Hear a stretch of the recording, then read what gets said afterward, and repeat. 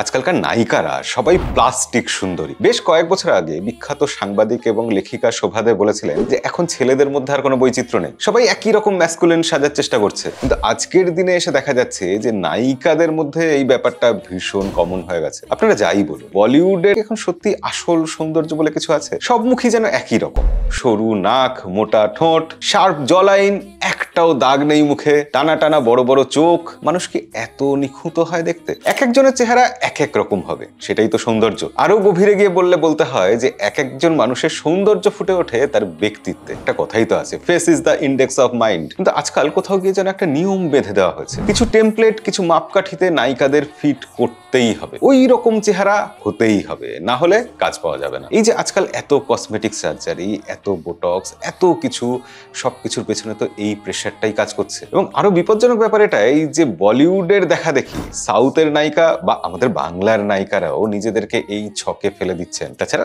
Social মিডিয়ার একটা চাপ তো আছেই, চেহারার একটু এদিক ওদিক হলো কি মানুষ ট্রোল করতে শুরু করে দিলেন। আপনার কি মনে হয় মানুষের সৌন্দর্য কেমন হওয়া উচিত? অবশ্যই কমেন্টে লিখে জানাবেন। আর ভিডিও ভালো লাগলে এরকম আরো ভিডিও দেখার জন্য লাইক করতে ভুলবেন না, সাবস্ক্রাইব করতে ভুলবেন না।